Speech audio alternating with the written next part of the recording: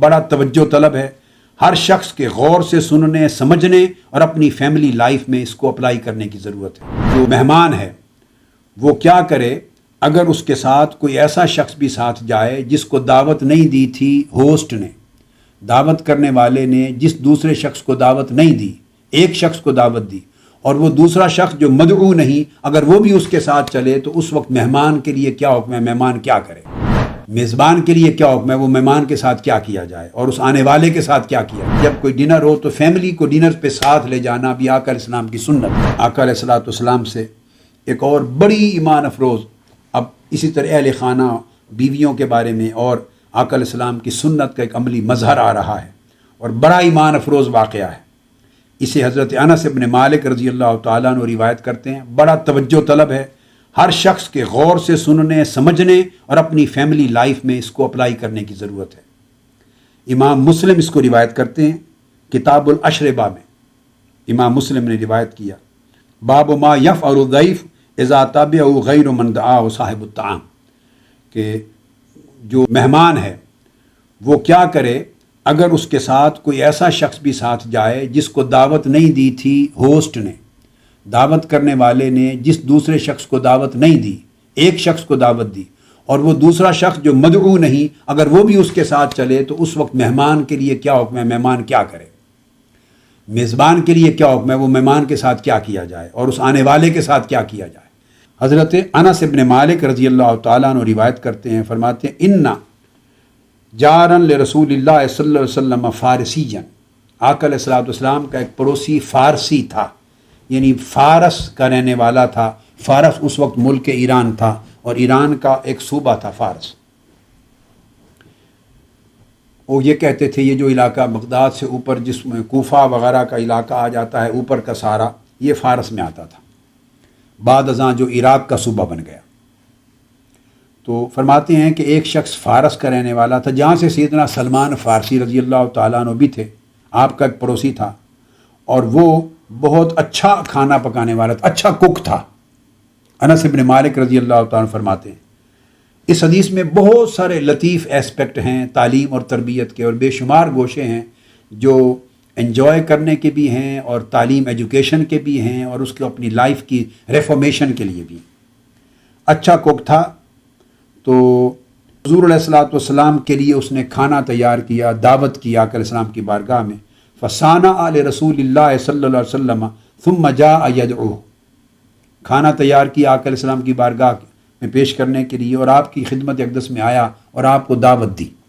کہ یا رسول اللہ آپ کو دعوت ہے، کھانا میں نے تیار کیا بہت اچھا آپ کے لیے، تو آپ تشریف لائیں۔ پڑوس میں تھا ساتھ ہی، تو کھانا تناول فرمائیں۔ اور یہاں آقا علیہ السلام کی طبیعت اقدس کا جو مزاح کا پہلو ہے وہ بھی اس میں آتا ہے، بے شمار ایسپیکٹ ہیں تعلیم کے۔ آقا علیہ السلام نے اس کی بات سن کر، دعوت سن کر فرمایا وَهَذِهِ، ساتھ ہی ام المؤمنین حضرت عائشہ صدیقہ رضی اللہ تعالیٰ عنہ بیٹھی تھی، ان کی طرف اشارہ کیا اور فرمایا وَهَذِهِ، تو اس کے بارے میں کیا کہتے ہو، یہ جو عائشہ ہے، کیونکہ اس نے حضرت عائشہ صدیقہ رضی اللہ تعالیٰ عنہ کے لیے دعوت نہیں دی تھی۔ تو اس نے جواب میں کہا فقال اللہ، یا رسول اللہ نے ان کو دعوت نہیں ہے۔ اب ممکن ہے اس کے پاس کھانا کم ہو، یا اس نے سوچا ہو کہ گھر میں اور فیملی نہیں ہے تو میں ام المؤمنین کو کہاں بٹھاؤں گا، یا کھانا کم ہو، بہر صورت، یا اس نے کچھ اور اپنے احباب مردوں کو بلا رکھا ہو تو ام المؤمنین کو کے لیے کوئی مشکل نہ بنے بیٹھنے کی، جو بھی بہر صورت اس کے ذہن میں وجہ ہوگی، اس سے ہمیں غرض نہیں ہے۔ تو آقا علیہ السلام نے پوچھا وَهَذِهِ، تو اس عائشہ کے بارے میں کیا کہتے ہو؟ اس نے کہا جی اللہ، یا رسول اللہ ان کو دعوت نہیں۔ تو جواب میں فرمایا آقا علیہ السلام نے فقال رسول اللہ لا، اگر اس کو دعوت نہیں، اس کے لیے لا ہے تو میری بھی لا ہے۔ لا کے جواب میں فرمایا لا، نہیں، اگر اس کو نہیں تو میں بھی نہیں کہتا۔ فعاد یدعو، اس نے پھر حضور علیہ السلام کو بار دیگر دوبارہ دعوت دی، یا رسول اللہ آپ تشریف لے آئیے۔ فقال رسول اللہ صلی اللہ علیہ وسلم وَهَذِهِ، دوبارہ آپ نے فرمایا تو اس عائشہ کو کیا کہتے ہو کے بارے میں؟ قال لا، فقال رسول اللہ لا، اس نے پھر کہا یا رسول اللہ اس کے لیے نہیں، ام المؤمنین کو دعوت نہیں ہے، تو آپ نے فرمایا ان کو نہیں تو میری بھی نہیں، میں بھی نہیں۔ ثم عاد یدعو، تیسری بار اس نے پھر دعوت دی، یا رسول اللہ آپ تشریف لائیے میرے گھر دعوت پر۔ فقال رسول اللہ صلی اللہ علیہ وسلم وَهَذِهِ، یا رسول اللہ، اور اس کے لیے آقا نے فرمایا کیا کہتے ہو؟ تو جب 3 بار ریپیٹڈلی آقا علیہ السلام نے کہا، فرمایا واضح، تو وہ سمجھ گیا کہ آقا علیہ السلام کا اصرار ہے، آپ چاہتے ہیں کہ یہ بھی جائے۔ اس سے سنت واضح ہوئی کہ جب کوئی ڈنر ہو تو فیملی کو ڈنر پہ ساتھ لے جانا بھی آقا علیہ السلام کی سنت ہے۔ فیملی کو ڈنر پہ ساتھ لے جانا آقا علیہ السلام کی سنت ہے۔ تو قال نعم فی الثالثہ، جب تیسری بار آقا علیہ السلام نے فرمایا تو حضور علیہ السلام کے اس کہنے پر واضح اس نے کہا جی ہاں یا رسول اللہ، یہ بھی آئیں، تب دعوت دی۔ فقاما یتدافعان، پھر آقا علیہ السلام کے ساتھ چل پڑی اور ان کے گھر جا کے پہنچی اور کھانا تناول فرمایا۔ اب یہاں 2 پہلو قابل توجہ ہیں۔ ایک تو مطلقاً وہ مضمون جو ہمارا اس وقت زیر غور چل رہا ہے، زیر مطالعہ چل رہا ہے، کہ خواتین پر، عورتوں پر شفقت و رحمت کے عملی مظاہر حضور علیہ السلام کی سنت میں کیا ہیں۔ آقا علیہ السلام کی سیرت طیبہ میں خواتین پر شفقت و رحمت کرنے کے اور ان کے ساتھ حسن سلوک کے مظاہر کیا ہیں، اس سے نرمی کا، محبت کا، شفقت کا، رحمت کا، ملاطفت کا کیا پیمانہ سامنے آتا ہے۔ اور دوسرا، آقا علیہ السلام نے فیملی لائف کے لیے اصول وضع کیے۔ بعض لوگ ہمارے اس کو بھی خلاف دین اور خلاف مذہب اور خلاف شریعت سمجھتے ہیں۔ ڈنر پر جانا تو خود جانا، خود کڑائی گوشت اڑاتے پھریں، بکرے کھاتے پھریں، بریانیاں کھاتے پھریں اور 100 دعوتیں کھاتے پھریں، مگر عورت اور بیوی بچوں کے لیے، ان کے لیے حلال نہیں ہے ساتھ جانا، ان کو گھر میں بند رکھتے ہیں، وہ اپنا پکائیں اپنا کھائیں، وہ کسی انجوائمنٹ میں، انٹرٹینمنٹ میں ساتھ نہیں جا سکتے۔ یہ مذمومہ تصور جو ہمارا من گڑت ہے، تنگ نظری کا تصور ہے، آقا علیہ السلام نے اس کو توڑا ہے 3 بار وحاظی کہہ کر۔ آقا نے سمجھ دیا کہ ڈنرز پہ خواتین کو، جب وہ صبح و شام آپ کے لیے کھانا پکاتی ہیں اور آپ کو کھلاتی ہیں اور آپ کی طبع کے ذوق کی تسکین کے لیے مہیا کرتی ہیں، جو کچھ آپ چاہتے ہیں بنا دیتی ہیں، تو جب کبھی آپ کی دعوت ہو اور وہاں کوئی اور امر مانے نہ ہو اور رکاوٹ نہ ہو، تو پھر آپ اپنی فیملی کو ساتھ کیوں نہیں لے جاتے کہ جب آپ کے کھانے کی باری ہے تو آپ بھی انہیں آفر کریں؟ بلکہ میں تو یہ کہوں گا، اس سنت سے یہ بات بھی ثابت ہوتی ہے کہ جب ویک ڈیز میں تو آپ جاب کرتے ہیں اور سارا دن 6 کے 6 دن عورت آپ کو کھانا پکا کے بیوی کھلاتی ہے، جب ویکینڈ آ جائے اور آپ کے مالی حالات آپ کو اجازت دیں تو اس کو لے جائیں، ساتھ لے جائیں، بچوں کو، اپنی وائف کو، فیملی کو لے جائیں، ان کو ڈنر کرائیں،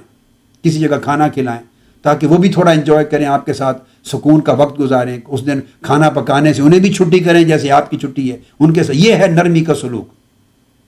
اچھا برتاؤ کرنا، یہ آقا علیہ السلام کی سنت ہے۔ مطالبہ کر کے، اصرار کے ذریعے آقا علیہ السلام ساتھ لے گئے۔ اور آپ کو معلوم ہے کہ ہر سفر پر آقا علیہ السلام ازواج مطہرات میں قرآن اندازی کرتے۔ کانا اذا اراد سفرا اقرأ بین نسائہ صلی اللہ تعالی علیہ وسلم، جب کبھی آقا علیہ السلام سفر کا ارادہ فرماتے اپنی ازواج کے درمیان قرآن اندازی کرتے، اور قرآن اندازی میں جس کا نام نکلتا اس زوجہ مطہرہ کو ساتھ لے جاتے، صحابہ کرام بھی لے جاتے۔ آپ نے دیکھا کہ غزوات میں بھی ازواج مطہرات گئی ہیں، بڑے طویل سفروں میں بھی ساتھ گئی ہیں، حج کے سفر میں بھی گئی ہیں، عمرے کے سفر میں بھی گئی ہیں، حجت الوداع پہ بھی گئی ہیں، اور دیگر سفروں میں بھی کئی مقامات پر ازواج مطہرات میں عائشہ صدیقہ رضی اللہ تعالیٰ عنہ کا، دیگر ازواج مطہرات کا، شہزادیوں کا اور دیگر فیملیز کا جانا۔ سیدنا امام علی مقام امام حسین علیہ السلام جب میدان کربلا گئے ہیں تو پورا اپنا خانوادہ نبوت، اہل بیت اطہار، اپنی فیملیز کو ساتھ لے کر گئے۔ آپ کے پاس کتنے واقعات صحابہ کرام کے یہ معمولات، سفر پہ لے جانا، ڈنرز پہ لے جانا، یہ جو سوشل گیدرنگ ہیں پراپر، جہاں دین کی تعلیم کے مطابق ماحول صحیح ہو، جہاں آپ انہیں ماحول مہیا کر سکیں، اگر صحیح نہیں بھی تو آپ مہیا کر سکیں، ارینج کر سکیں، مگر انہیں اپنی لائف کی انٹرٹینمنٹ میں، انجوائمنٹ میں شریک کار کرنا اور شریک رکھنا، یہ سنت رسول صلی اللہ علیہ وآلہ وسلم ہے۔ اس کا یہ لطیفہ ہوا، میں نے یہ بات کینیڈا میں ایک بیان میں، ایک مجلس میں احباب کو، محدود سی مجلس تھی، سنا دی، اس میں خواتین بھی تھی، کوئی 200 کے قریب افراد تھے، ایک نجی مجلس تھی، ملنے کے لیے میرے پاس وہ ایک جگہ پہ ایک ڈنر تھا، تو مرد بھی تھے، ان کی عورتیں بھی تھیں۔ جب یہ حدیث سنا دی تو اس کے بعد یہ ہوا کہ وہ لوگ جو بیویوں کو کبھی لے ہی نہیں جاتے تھے ساتھ، یا کم لے جاتے تھے، کبھی لے گئے کبھی نہیں، تو بیوی نے جا کے پھر جب کبھی ڈنر کا ٹائم آنا، کوئی دعوت پہ جانے کا وقت آنا، تو پھر ان کی بیوی نے شروع کر دیا وحاظ ہی، وہ حدیث سناتی تھی، وحاظ ہی، تو کر کے تو اس کے بعد ساتھ جانا پھر کھانوں پر، تو ان کو ڈنر پہ جانے کے مواقع مل گئے۔